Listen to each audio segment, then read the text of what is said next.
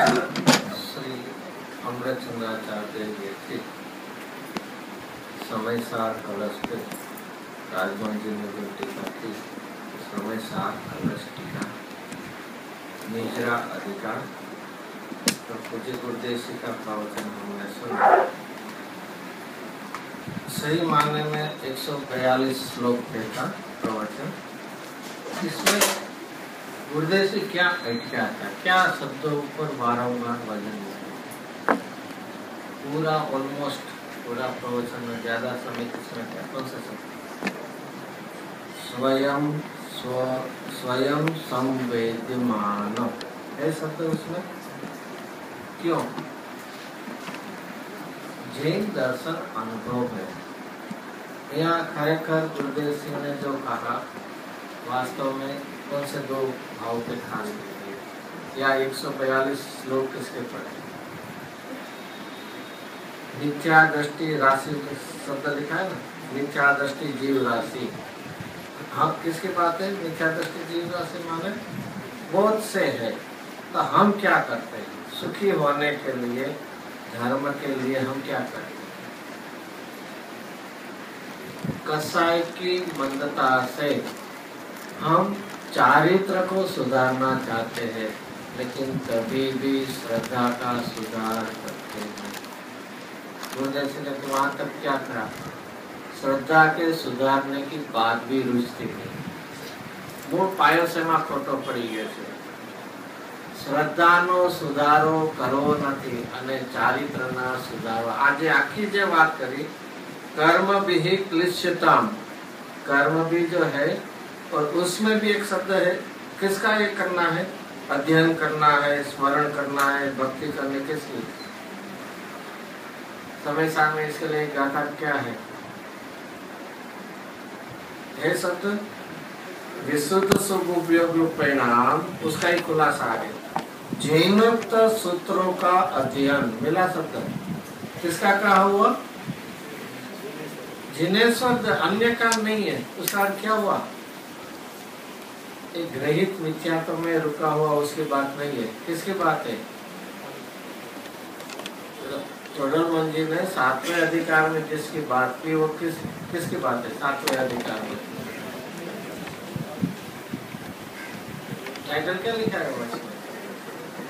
सम्यक समझने टाइटल सोचे 7वां अधिकार में जैन मत अनुयायी પછી શું હોય? જૈન મતના અનુસારી કેવો હોય? સમ્યક દ્રષ્ટિ હોય ને, ન હોય। જરૂરી શું? ચોદરમાંથી કહે છે જૈન મતના અનુસાર તો સમ્યક દ્રષ્ટિ જો। એ તો આશ્ચર્ય છે કે અનુસરે કોને? જૈન મતને। અને રે કેવો કે ગુરુદેવજીને એક અચ્છા શબ્દ દિયા, રાગનો જેને રસ છે। શું ભૂલ છે મોટું? રાગનો रस छे ये मोटा मोटू मिथ्यात्व, और मिथ्यात्व के फल में 2-3 बार गुरुदेव सिंह ने अत्यंत वैराग्य से भी कहा और तत्व की बात भी बताई। तो मिथ्यात्व के फल में कहाँ जाएंगे हम? निगोर नरक में जाते हैं। किसके फल स्वरूप? चारित्र में तीव्र कसाई की मुख्यता से नरक में जाएंगे और श्रद्धा की विपरीतता से निगोर में जाएंगे। अरे जिसका दुख सुनने वाले के आंख में आंसू आ रहा, कितना दुख स्वयं ने भोगे उसकी तो कोई कल्पना ही नहीं है, लेकिन उसके दुख की बात सुनने वाले के आंख में भी आंसू है। इससे भयंकर दुख किसकी वजह से? मिथ्या।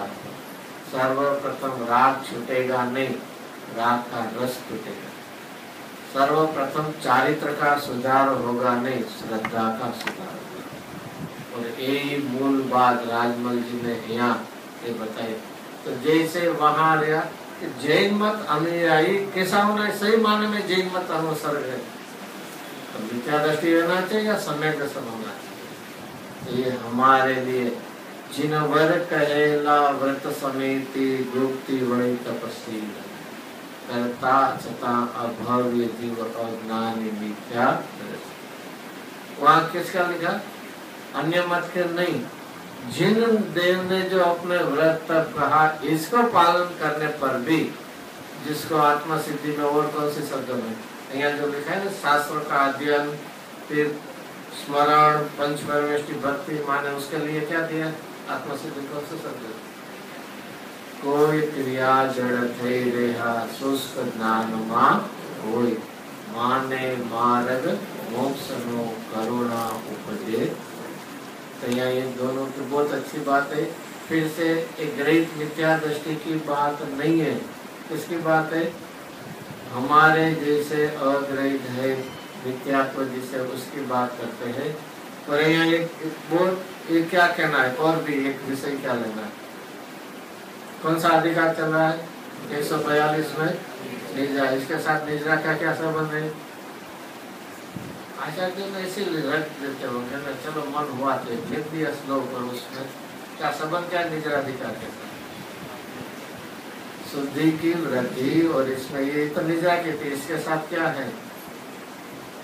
देखो इसमें सभी शब्द है, कारणांतर शब्द है। कितना भी तू अन्य काम करेगा, किससे?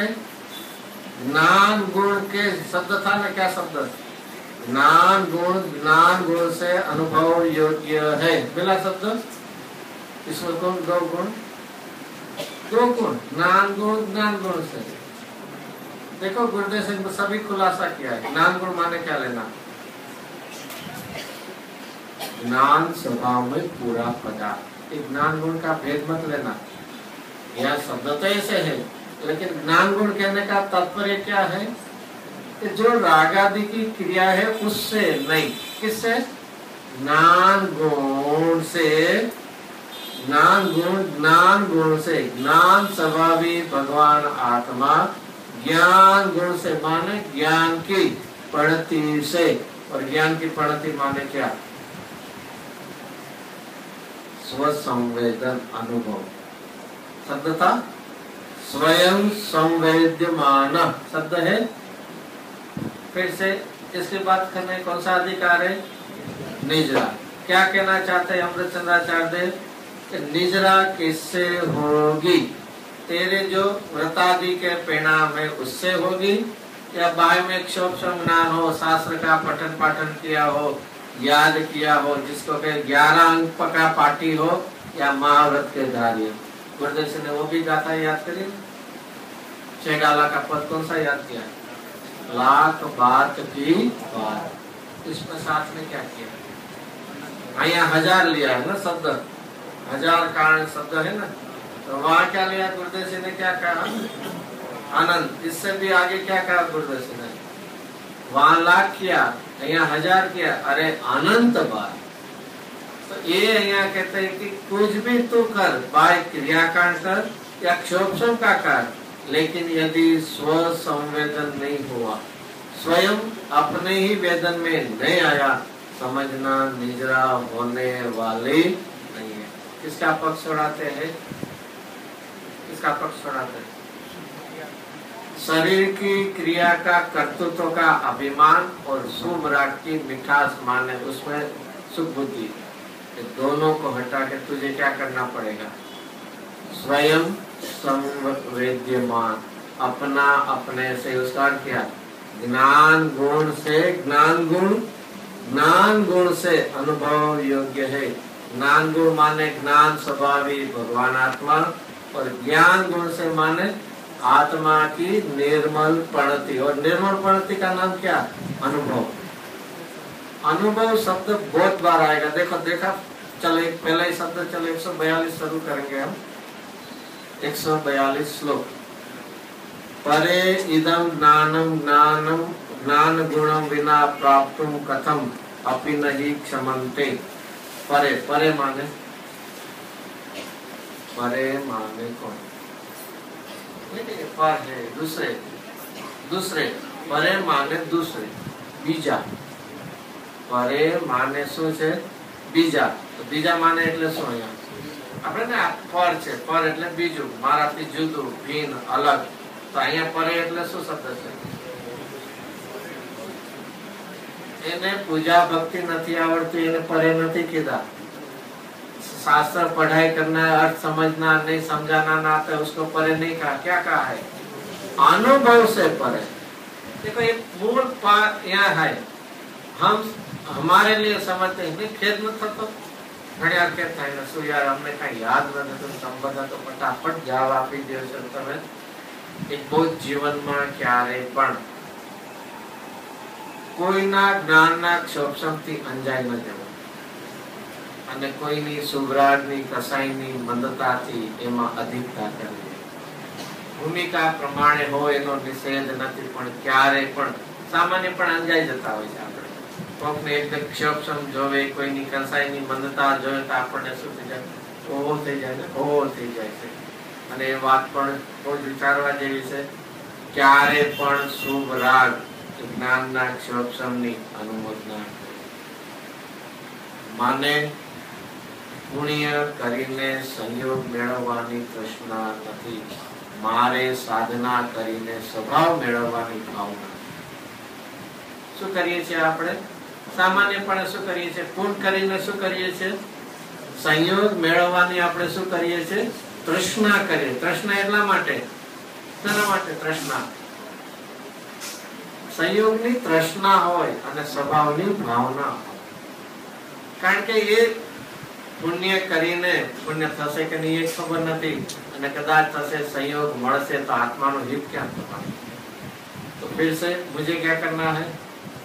पुण्य करके संयोग प्राप्ति की तृष्णा करनी नहीं है, मुझे साधना करके स्वभाव प्राप्ति की भावना. बहुत परे परे अन्य कौन परे? शुद्ध स्वरूप अनुभव से भ्रष्ट है जो जीव. जो जीव वो क्या करे? अनुभव के अलावा कुछ भी करे तो वे निश्चय से अपने स्वभाव को प्राप्त करने का समर्थ होते नहीं है. पहले से लास्ट लाइन पढ़ी फिर से.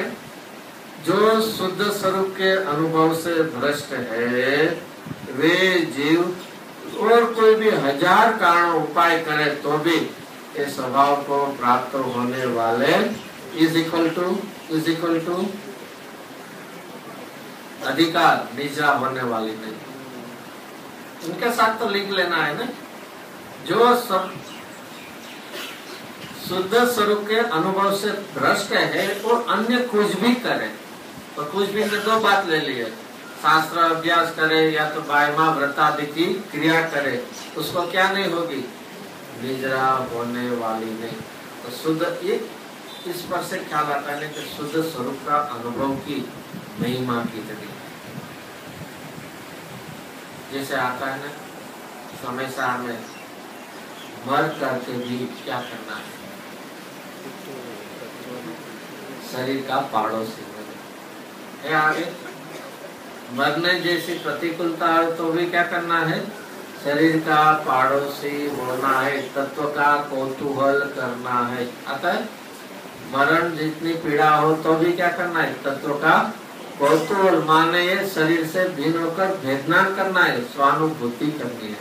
तो जो शुद्ध स्वरूप के अनुभव से भ्रष्ट है वे जीव पूर्वे ही कहे हुए समस्त भेद विकल्प से रहित ज्ञान मात्र वस्तु उसे फिर से देखो आ गया ज्ञान गुण विना. ज्ञान गुण विना माने उसके अनुभव के बिना. कोई भी जीव ज्ञान गुण से रहित नहीं होते हैं. यदि ज्ञान गुण से रहित हो तो क्या हो जाएगा? जड़ हो जाएगा. तो यहाँ ज्ञान गुण का अर्थ क्या लेना है? उसके अनुभव के बिना. तो जो अपने आत्मा की अनुभूति जिन्हें नहीं हुई है, अरे जिससे आत्मा की अनुभूति हुई हो, बाय में शायद पाप का उदय हो, नरक जैसी परिस्थिति में हो, तो भी वो क्या है? वो क्या है? देव है. आत्मा चैतन्य देव को प्राप्त किए वो प्रशंसनीय है, पूजनीय है. और यदि आत्मा की अनुभूति नहीं की और पुण्य के उदय से देव पर्याय में हो तो भी वो पूजनीय नहीं, वो बंद मार्ग. तो यह मूल बात पहले से श्रद्धा का सुधार करना है, उसके बाद ही चारित्र का सुधार होगा. तो जो अनुभव से भ्रष्ट हुए जीव पूर्व ही कहे. पूर्व जिसकी बात चल रही, किसकी बात चल रही है? समस्त भेद विकल्प रहित ज्ञान मात्र वस्तु से शब्द क्या है? इदम ज्ञानम। इदम इदम माने क्या होता है संस्कृत में? आ माने क्या? प्रत्यक्षपना। ये सबको भिन्न किया और इदम माने आप रखे गुजराती में आ क्या रखे? आ हूँ रहो, आ हूँ आर्या। એનો અર્થ શું છે? ત્યાં કોઈની પ્રત્યક્ષપણે શું દેખાડે છે? हाजरी, मौजूदगी, प्रत्यक्षपना। सही माने में हमारे जीवन में इदम कौन बन रहा है? ज्ञान, ज्ञायक या ज्ञेय? आ रहो शरीर। क्यारे कोઈને પૂછે શરીર ક્યાં છે તમારું? સાવ ગુજરાતી શરીર ક્યાં છે? તમારું શબ્દ ને ખાલી શરીર ક્યાં છે તો શું હશે?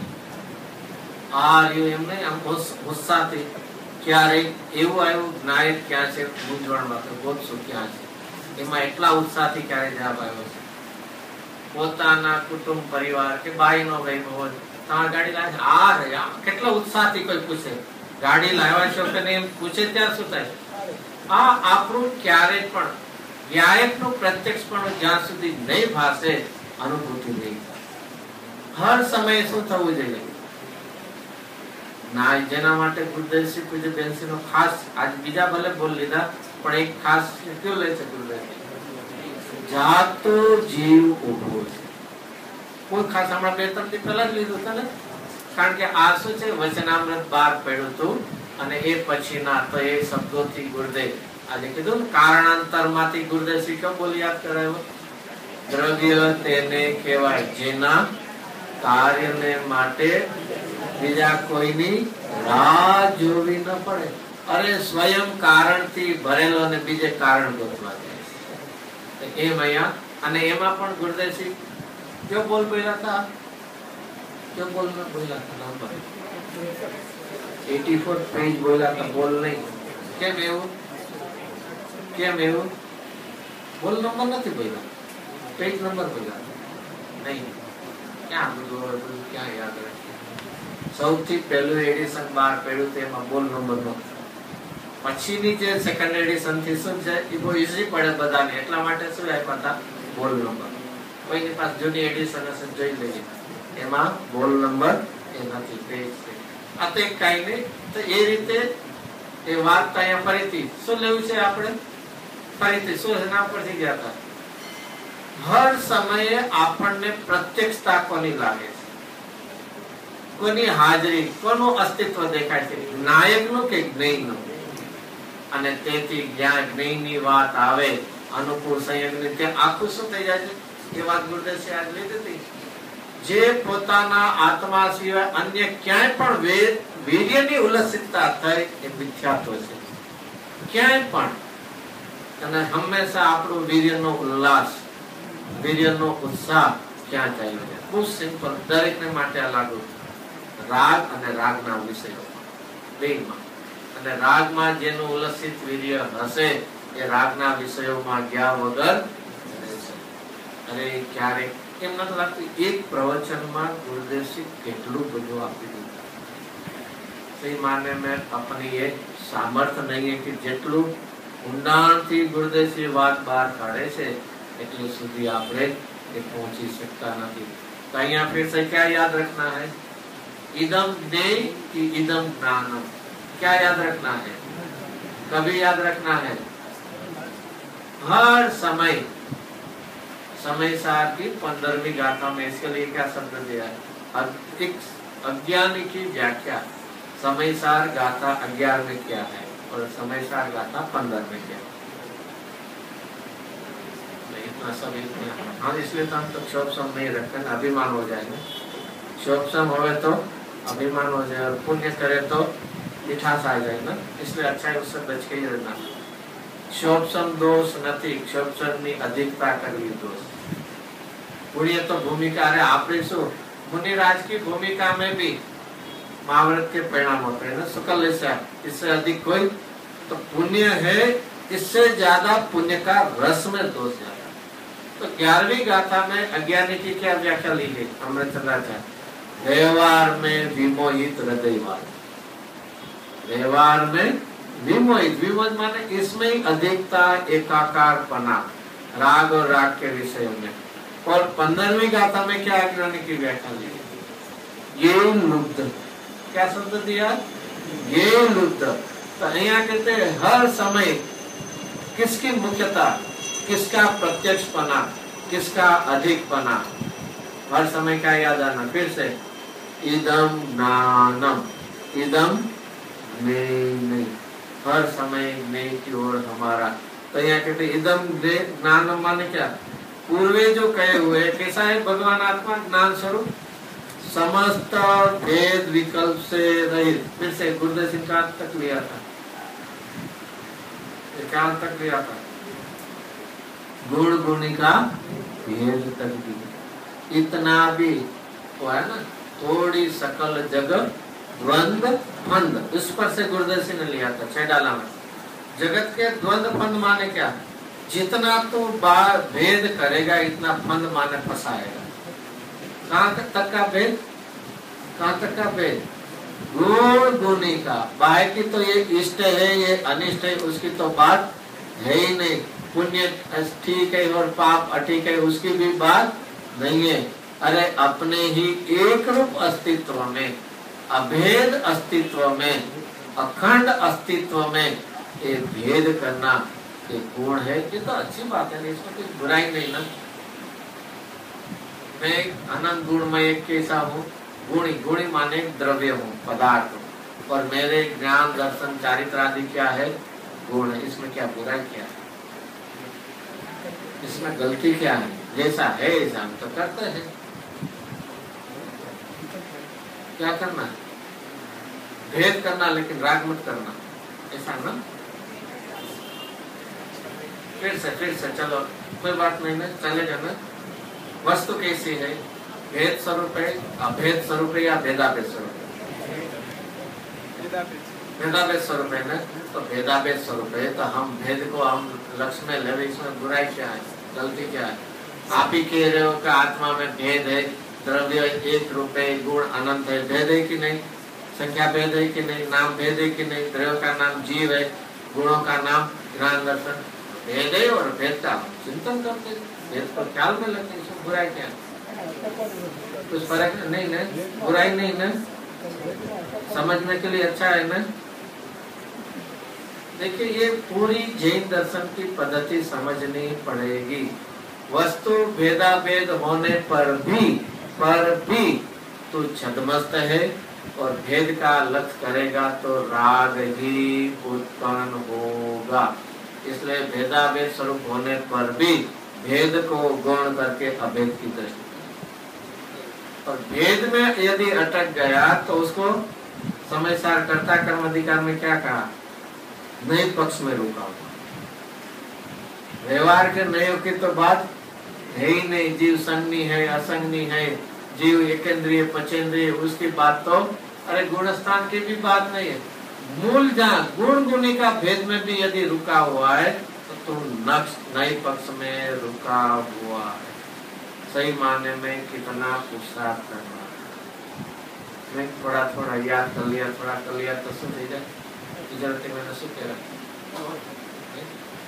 સાવ ગુજરાતી માત્ર થોડુંક આવડી ગયું બધું, આમ ફૂલીને આળકો ખબર તો સમજશે, બીજાની વાત નથી। જીવનમાં આ એક પ્રવચનમાં ગુરુદેવના આપણું ધ્યાન ખેંચાવું, ગુરુદેવ ક્યાં સુધી લઈ જાય છે અને આપણે ક્યાં ફેંકી જાય છે। ગુણ ગુણીના ભેદમાં તો ફરીથી અહીંયા છે લખ્યું છે, समस्त भेद विकल्प से रहित। समस्त भेद विकल्प माने क्या, ये गुण गुणी का, क्या आत्मा ज्ञायक है और उसका एक ज्ञान गुण ऐसे भी रहित, ज्ञान मात्र वस्तु उसे ज्ञान गुण बिना। देखो दोनों शब्द है इधर, नानम नान गुणम बिना, और नीचे आया ना नान गुण से अनुभव योग्य है, आया शब्द ज्ञान। इदम नानम, नान गुण बिना कभी प्राप्त होने वाला एक ही उपाय है, एक ही विधि है, एक ही मार्ग। ज्ञानमय भगवान। आप एक गुण का भेद मत लेना। फिर से शब्द तो क्या लिखा है, ज्ञानम, पर ज्ञान गुण का भेद भी मत लेना। तो ऐसे और फिर ज्ञान गुण की व्याख्या, ज्ञान गुण माने यहाँ कौन सी लेनी है, निर्मल वितरागी प्रणति। आज गुरुदेव ने वो भी बोल लिया था। दशा की दिशा शब्द आता थे प्रारंभ में, दशा की दिशा। जो रागमय दशा है उसकी दिशा का किसकी ओर है, पर सन्मुखता की ओर है।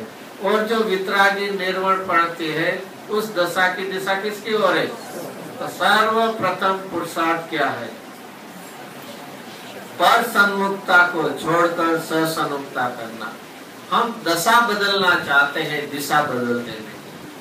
और दिशा तभी बदलेगी जब भी रुचि स्वसन्मुखता की ओर। ऐसा नहीं कि रुचि कहाँ पड़ी हो, पर सन्मुखता में, और दशा किसकी ओर झुक जाए, स्व की ओर। ऐसा कभी होने वाला नहीं है। तो यहाँ ज्ञानमय पदार्थ आत्मा है, उसको ज्ञान गुण बिना माने किसके, शुद्ध स्वरूप अनुभव शक्ति बिना शुद्ध स्वरूप का अनुभव नहीं किया तो प्राप्त करने के लिए कथम अपि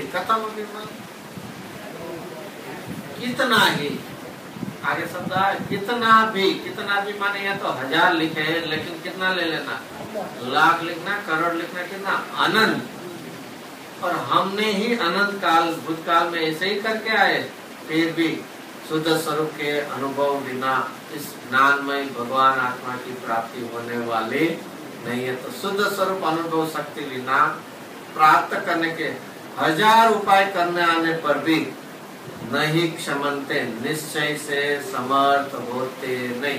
कौन नहीं होते, कौन नहीं होते, समर्थ नहीं होते। कौन, हम जो पहले लिखे शुद्ध स्वरूप अनुभव से भ्रष्ट जीव। किसके बिना समर्थ नहीं होते हैं, शुद्ध स्वरूप के अनुभव बिना। जो शुद्ध स्वरूप अनुभव से भ्रष्ट है, इसे हमारा मिथ्या दृष्टि जीव, यदि जब तक अनुभव नहीं करेगा तब तक उसे प्राप्त करने में वे समर्थ होने वाले नहीं, माने उसको प्राप्ति होने वाली नहीं है। क्या करने पर, हजारों और कार्य आप करो, 1000 कारांतर में क्या कर लिया, दोनों कि बाई की शुभ्रा की कसाई की मंदता की क्रिया, या तो ज्ञान का बहिर्लक्षी धारणा ज्ञान, शोक ज्ञान, कुछ भी करो। माने क्या है, अनुभव अनुभव अनुभव। क्या 3 बार माने क्या, अनुभव अनुभव अनुभव। प्रारंभ में भी अनुभव, वृद्धि के लिए भी अनुभव और पूर्णता के लिए भी अनुभव।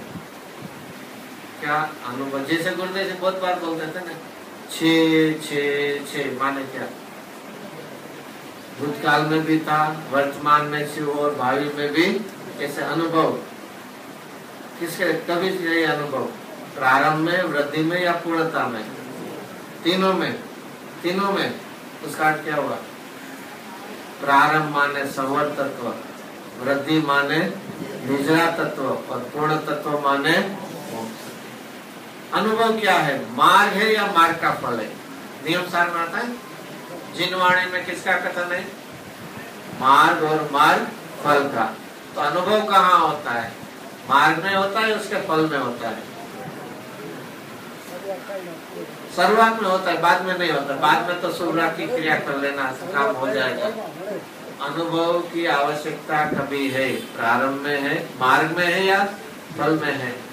अरे इसलिए तो बनासीदास अनुभव मार्ग मोक्ष नो, अनुभव मोक्ष दोनों। अनुभव के बिना जैन दर्शन की कल्पना ही मत करना। जिसके पास स्वानुभूति नहीं है, स्वसंवेदन ज्ञान नहीं है, प्रत्यक्ष ज्ञान नहीं है, अनुभूति नहीं है, समझना उसके पास जैन धर्म ही नहीं। क्योंकि अनुभव मार्ग में है और अनुभव उसके फल में, मोक्ष में भी क्या है, अनुभव है। अरे अनुभव की कितनी महिमा। और ये संवर अधिकार में तो मुख्यतः उस पर ही ले, वेदनान और वेदनान का फल में क्या है, अनुभूति की। तो पूरा ये मार्ग संवर के पूर्व हिजरा में भी किसकी महिमा करते राजमल जी, अनुभव की। भैया फिर से अभी आगे लेते हैं। चलो अभी ज्ञान पद, ज्ञान पद माने अनुभूति से जो प्राप्त होता है, ज्ञान में भगवान आत्मा कि जिसको अनुभव से प्राप्त किया तो निजरा होगी, ऐसा ज्ञान में भगवान आत्मा कैसा है। आज गुरुदेव सिंह ने वो भी लिया ना, 6 बोल कौन सा बताए, अलिंग ग्रहण से क्या बताया, पहले 5 कैसे बताए, नास्ति, और 6वां कैसा बताया, अस्ति। पहले 5 नास्ति कौन सा है, आत्मा ऐसा ज्ञायक नहीं है कि इंद्रिय ज्ञान से जानने में आ जाए, और आत्मा ऐसा ज्ञेय नहीं है कि दूसरे द्वारा इंद्रिय ज्ञान से आत्मा जानना है। स्वयं आत्मा ज्ञायक ऐसा है कि वो इंद्रिय ज्ञान से दूसरे को जाने, ऐसा उसका स्वरूप नहीं है, क्योंकि स्वयं कैसा है, अतीन्द्रिय ज्ञान। यदि आत्मा ही अतीन्द्रिय ज्ञान स्वरूप है, से वो जानेगा किससे, इंद्रिय ज्ञान से या अतीन्द्रिय ज्ञान से। तो आज्ञायक भगवान आत्मा इंद्रिय से जाने, ऐसा उसका स्वरूप नहीं है। तो दूसरा, तो दूसरे लोग भी उनको इंद्रिय ज्ञान से जान सके कि नहीं, क्यों नहीं, क्यों नहीं? अरे अतीन्द्रिय पदार्थ को जानने के लिए अतीन्द्रिय ज्ञान ही चाहिए, जिसमें स्वयं स्पर्श रस गंध वर्णन नहीं हो, इंद्रिय ज्ञान से कैसे ना। फिर इसके तीसरा बोल कौन सा है, इंद्रिय प्रत्यक्ष पूर्व को अनुमान का विषय नहीं है। बाय में तो ऐसा बनता है, इंद्रिय से हम किसको जाने, धुएं को जाने, और अनुमान किसका करें, अग्नि का। बाय में होता है ना, हम किसको देखते हैं, चक्षु इंद्रिय से किसको देखते हैं, धुमाड़ा ने જોઈએ છે, અને अनुमान કોનું કરીએ છે, अग्निનું, કારણ કે अग्नि तो नहीं। ऐसे ही कोई इंद्रिय से हम विषय को पकड़े और आत्मा का अनुमान कर सके, ऐसा हो सकता नहीं है। इससे आगे ये तो इंद्रिय की बात आ गई, अभी किसकी बात आई, मन के निमित्त से जो अनुमान होता है उसके, है ना। देखो ये पूरा ये साधन नहीं है, कोई इंद्रिय भी साधन नहीं है और मन भी साधन। क्यों मन क्यों साधन, चलो इंद्रिय तो किसके पास ले जाती है हमें, पुद्गल के पास, यदि ले जाए तो भी सूक्ष्म स्कंद के पास ही नहीं ले जाती, परमाणु की बात तो यही नहीं। इंद्रिय की ताकत कितनी, कहाँ तक ले जाए, स्कंद, स्कंद भी कैसा, स्थूल स्कंद के पास, सूक्ष्म की तो उसको ताकत ही नहीं है। चलो उसकी तो बात जाने दे, लेकिन मन से तो आत्मा जाना जा पाएंगे।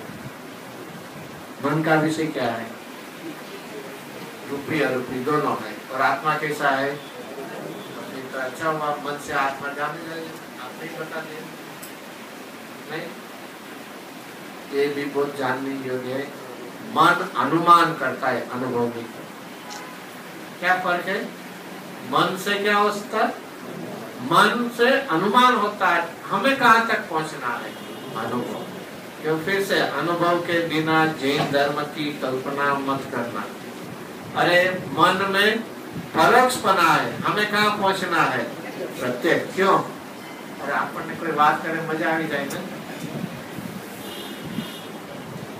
अनुभव સુધી જાણ હું જરૂર છે, કોઈ વાત સાંભળીને મજા આવી જાય, બસ સરસ। ક્યારે વિચાર્યું છે, ક્યારે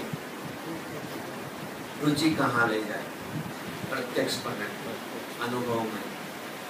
रुचि को परोक्षपना स्वीकार्य नहीं है। यदि किसी ने बात की, अरे भाई हम वहाँ गए थे, यहाँ गया था ने खाधું યાનું કોઈ દી ભૂલી ન શકું, એ વાત આપણે સાંભળી અને ખરેખર જો ગમી હશે તો આપણે ક્યાં પહોંચશું, એની વાત સાંભળીને રાજી રહી જશું કે ત્યાં પ્રત્યક્ષપણે પહોંચશું। रुचिને શું જોવે છે, પરોક્ષપણું કે પ્રત્યક્ષપણું। ऐसे ही आत्मा की रुचि लगे, रस लगे तो कहाँ तक ले जाएगा। सही माने में जिसे भूख लगी हो वो खाना देख के ही संतुष्ट हो जाएगा। अरे सरस मजा नहीं, हम જોઈને સુગંધ જોઈને संतुष्ट થઈ જાય ને, તસ શું જોવે છે, रुचिને શું જોવે છે, વેદન જોવે છે, પરોક્ષપણું જોવે છે। प्रत्यक्ष वेदन जोवे से, परोक्षपणु नहीं, अनुमानपणु नहीं। तो मन की इंद्रिय की तो बात छोड़ दो, मन का विषय अरूपी होने पर भी मन से क्या होता है, अनुमान होता है, अनुभव कभी होता नहीं है। तो यहाँ इतना पुरस्कार, अभी तो मन का ही ठिकाना बोझ विचारा जेवू छे। આત્મ તત્વની રુચિમાં પણ મન લાગતું નથી તો અનુભવ સુધી છોડવા માટે અનુભવ સુધી પહોંચવાનો વાત તો ક્યાં રહે? અહીંયા फिर से कैसा है ज्ञान पद माने अपना ज्ञायक भगवान आत्मा इदम ज्ञायक। हर समय इतना तो कम से कम याद रहे ना, भावना में शब्द की जरूरत नहीं। इदम ज्ञायक तो वो कैसा है? साक्षात मोक्ष। साक्षात मोक्ष कौन से गुण स्थान में प्रकट होता है? साक्षात मोक्ष कौन से गुण स्थान में? चौथे गुण स्थान में दृष्टि मोक्ष है, साक्षात मोक्ष लिखा है। साक्षात मोक्ष कौन से गुण स्थान में प्रकट होता है? चुपचाप रहे तो जो नानो पूछे ना जोड़ ओपन अप करें। चौथे गुण स्थान है आत्मा। अरे साक्षात मोक्ष स्वरूप हूँ, प्रकट होने की क्यों बात करें? यहाँ शू शब्द बात में सही बात है। यहाँ પ્રગટની પર્યાયની નથી, હું પોતે કેવો જો શબ્દ શું છે? પ્રત્યક્ષપણે સર્વતા પ્રકારે મોક્ષ સ્વરૂપ થવાનો છે, થાય છે। તો શું શબ્દ તો છે એટલે ક્યારેની વાત છે? ભૂતકાળની કે ભવિષ્યની વાત છે? ફરીથી આજ મોટી થઈ ગઈ, પ્રત્યક્ષપણાનો સ્વીકાર નથી અને પ્રત્યક્ષ થવાની વાત કરી છે। શું છે આખી? નહીં, આપણા સૂક્ષ્મ અભિપ્રાયોમાં કેટલી વિપરીતપણું કર્યું છે। ભાવના માટેની વાત નથી, પણ શું છે? એક વાત ફરીથી, પોતાના પૂર્ણ અસ્તિત્વને ભૂલીને કાંઈ પણ કરવા યોગ્ય નથી। પોતાના પૂર્ણ અસ્તિત્વને ભૂલીને, અને ખરેખર પૂર્ણ અસ્તિત્વને ભૂલા તો સમજી લેવું સાધના જ નથી। આખી રાજમલજી ફરીથી થોડીક એમની પોતાની એક શું કહેવાય સ્પેશિયાલિટી છે। કઈ સ્પેશિયાલિટી છે? અનુભવ પ્રદાન અધ્યાત્મ છે। વારંવાર એ અનુભવ તો શબ્દ મળશે જ આપણને, અને અધ્યાત્મ। અરે સાક્ષાત મોક્ષ એટલે સામાન્યપણે શબ્દ શું અર્થ થાય ખબર છે ને? પર્યાયમાં પ્રગટ થવું નામ સાક્ષાત છે, અને અહીંયા કહે છે સાક્ષાત મોક્ષ સ્વરૂપ કોણ છે? તું જ છો। પ્રગટ થવાની શું વાત કરે છે? એક વાર ગુરુદેવજીએ સરસ વાત લીધી, જેને પ્રત્યક્ષપણે મોક્ષ સ્વરૂપ આત્મા અનુભવ આવી ગયો છે, જ્ઞાનીને મોક્ષ થવાનો વિશ્વાસ જ છે, ક્યારે થશે એવી આતુરતા નથી। શું છે? એક્ઝેક્ટ શબ્દ આ નથી, પણ આ પ્રકારનો એવો અર્થ શું કોણ હાથમાં આવી ગયું છે? મોક્ષ સ્વરૂપ ભગવાન આત્મા કેવી રીતે હાથમાં આવ્યો છે? પ્રત્યક્ષપણે અનુભવમાં આવ્યો છે, તો વિશ્વાસ કેવો બેસી ગયો છે કે મોક્ષ થયા વગર રહેશે નહીં, તો ક્યારે થશે? ભાવના હોય જુદી વાત છે, ક્યારે થશે એવી આકુરતા રહેતી નથી। તો અહીંયા સાક્ષાત્મક પ્રત્યક્ષપણે સર્વથા પ્રકાર નહીં, ના અમે પર્યાય તો કેવા છીએ? પામર છીએ। સર્વથા પ્રકારે મોક્ષ નથી ને, કઈ ખોટું નથી ને। સર્વથા આપણે જો મોક્ષ માનીએ તો કેવા થઈ જઈએ? વિષયાભાસી। પર્યાયમાં પણ મોક્ષ સ્વરૂપ ને સર્વથા નથી ને, કોઈ અપેક્ષા છે ને? શું છે એમાં વાંધો શું છે? અરે શ્રદ્ધા દ્રષ્ટિ રુચિમાં સર્વથા જ હોય છે, અનેકાંતપણું જ્ઞાનમાં છે। દ્રષ્ટિમાં શું હોય છે? સમ્યક એકાંત હોય છે। જ્ઞાનમાં શું હોય છે? સમ્યક અનેકાંત હોય છે। કારણ કે દ્રષ્ટિનો બીજો વિષય જ નથી બનતો। એક વિચાર કરે, સમ્યક દ્રષ્ટિની અપેક્ષાએ, યથાર્થ દ્રષ્ટિની અપેક્ષાએ રાગાદી દુઃખમય છે કે સુખમય છે? શુદ્ધ નહીની અપેક્ષાએ સમજી લો, દ્રઢ દ્રષ્ટિની અપેક્ષાએ સમજી લો, રાગાદી સુખમય છે કે દુઃખમય છે?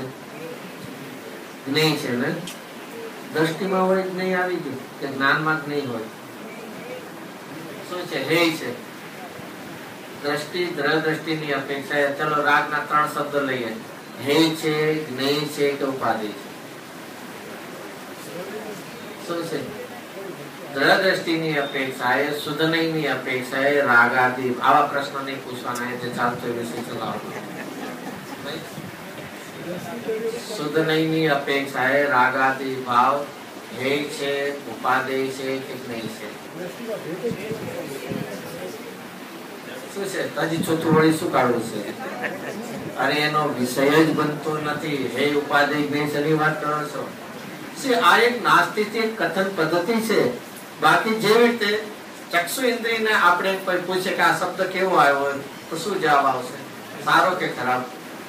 અરે એનો વિષય જ બનતો નથી. અને વિષય બનતો નથી તો સારો કે ખરાબ એ પ્રશ્ન જ આખું બળ એવું આવું. અને એટલા માટે આ દ્રષ્ટિની અપેક્ષા એ કહે છે હું તો કેવો છું મોક્ષ સ્વરૂપ છું સર્વથા પ્રકાર. માને બીજો વિષય એક રંગ છે ને ચક્ષુ ઇન્દ્રિયને માટે રંગ શું છે? કથનચી છે યા સર્વથા છે? સર્વથા. સ્પર્શ રસ ગંધ વર્ણ બધું હોય. અરે ચક્ષુ ઇન્દ્રિય માટે રંગ જ સર્વથા. બીજો વિષય બનતો જ નથી. એમ શુદ્ધ નહીં માટે શુદ્ધાત્મા કેવો છે? પ્રત્યક્ષપણે. પાછો પહેલો જો સાક્ષાત નો અર્થ શું કર્યો છે? પ્રત્યક્ષપણે. અને પ્રત્યક્ષપણ ફરીથી હમણાં આપણે લીધું ક્યાં હશે? અનુમાન ક્યાં હશે? અનુભવમાં પ્રત્યક્ષપણું છે અને મનમાં અનુમાન પરોક્ષપણું છે. તો પ્રત્યક્ષપણે સર્વથા પ્રકારે મોક્ષ સ્વરૂપ છે. ચલો ફરીથી હજી લઈએ. સર્વથા પ્રકારે એટલે શું? સર્વથા પ્રકારે એટલે શું? કાળે કરતા પ્રકાર. સર્વથા પ્રકાર કેવળ જ્ઞાનની સિદ્ધ દશાની પર્યાયને આપણે મોક્ષ કહીએ. દ્રવ્ય ભાવ મોક્ષ લઈએ એને એ કેવી છે? એનું નામ 5 ભાવમાં ક્યું પડે? ક્ષાયિક ભાવ પડે. તો ક્ષાયિક ભાવ કેવળ જ્ઞાન સિદ્ધ દશા એક ક્ષાયિક ભાવ રૂપે છે. અને પોતાનો પરમ પારણામિક ભાવ ક્યાં છે? ભાવે પરમ પારણામિક. ફરક શું પડે? એક ક્ષાયિક ભાવ છે, એક પરમ પારણામિક. શું ફરક પડે છે? કાળ સિવાય. હજી કાળ સિવાય એક ક્ષણ પૂરતી છે, એક ત્રિકાળિક. એ સિવાય એક સાપેક્ષ છે, એક નિરપેક્ષ. આ એનું નામ સર્વથા પ્રકાર. શું શબ્દ છે? કેવળ જ્ઞાનની પર્યાય છે. એમાં શું છે? એ પર્યાયમાં સાપેક્ષતા. કઈ સાપેક્ષતા? પૂર્વે બંધ હતો અને અભાવ થયો હતો. આજે બહુ સમજી લેવું. કોઈ ભાઈ આપણે એને પ્રેમથી કહે સારું થયું તમે છૂટા તો સારી ખુશી થશે ને. આપણે છૂટાની વાત કરી, સારું થયું તમે છૂટા એમ કીધું તો રાજી થશે કે ગુસ્સે થશે? કેમ? તમે છૂટવામાં પહેલા બંધાયા હતા એ પ્રૂવ કરી. સાપેક્ષતા. પર્યાયનું છૂટવું બંધ સાપેક્ષ છે અને હું મુક્ત સ્વરૂપ છું એ બંધથી નિરપેક્ષ. આ એનું નામ સર્વથા. તો કેવો છું હું? સાક્ષાત. સાક્ષાત નો અર્થ ફરીથી કયો લીધો રાજમલજી? રાજમલજી સંસ્કૃત આવડતું હશે કે નહીં આવડતું? આવા બધા અર્થ ક્યાંથી કાઢ્યા? નહીં આવું બધું હોય. ચલો સાક્ષાત નો અર્થ શું કર્યો? પ્રત્યક્ષપણે. અને મોક્ષ નો શું અર્થ કર્યો? મોક્ષ સ્વરૂપ તો લીધું, સાથે કયો એક શબ્દ વાપર્યો? સર્વથા પ્રકારે. એટલે કે એને કોઈના સદભાવ કે અભાવની જેને સાપેક્ષતા લાગુ પડતી નથી. અને એવું ज्ञान पद कहाँ है? ऐसा ज्ञान पद कहाँ है? कौन से गुण स्थान में प्राप्त होता है? में ही ऐसा ज्ञान पद स्वरूप हो और उसका ही अनुभव करने पर निद्रा होती है. अन्य हजारों नहीं अनंत कारणों करने पर भी ये आत्मा की अनुभूति नहीं है तो कभी भी निद्रा होने वाले नहीं. इसलिए इस प्रकार अमृतचंद्राचार्य देव ने और राजमल जी ने निद्रा के लिए किसकी आवश्यकता है? कसाय की मंदता, ज्ञान के क्षोभन या प्रत्यक्ष अनुभूति. प्रत्यक्ष अनुभूति करने के लिए उन्होंने ये सब रचना